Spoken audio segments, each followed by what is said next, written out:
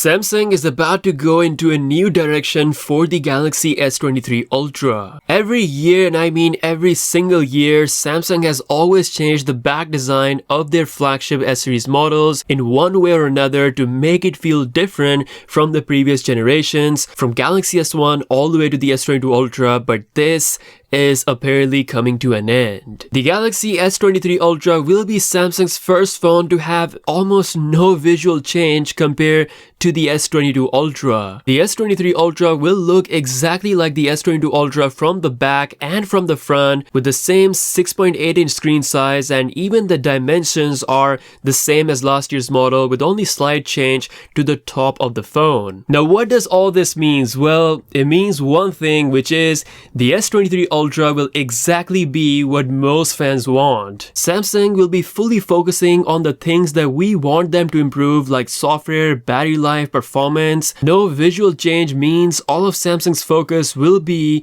on what the S23 Ultra is packing on the inside. Now, I would have loved to see the back camera design change on the S23 Ultra for the sake of looks, and considering we're getting 200 megapixel camera, I thought they would change the look a bit, but I'm actually really happy with how the S22 Ultra looks. Like, design-wise, I think Samsung has the best look and something that is unique to them, which is this patternless camera bump design. This new direction will make the Galaxy S23 Ultra the most important flagship release in recent years. The industry is looking forward to what Samsung can bring with the One UI 5.1 and the Snapdragon 8 Gen 2 combo on the Galaxy S23 series. We've already seen what Qualcomm and Samsung have done together with the Z Flip 4 and the Fold 4, bringing out incredible battery life, so we can expect things to get even better for the Galaxy S23 series. And let's not forget the Hexa 200 megapixel sensor, which is also exciting in its own way. So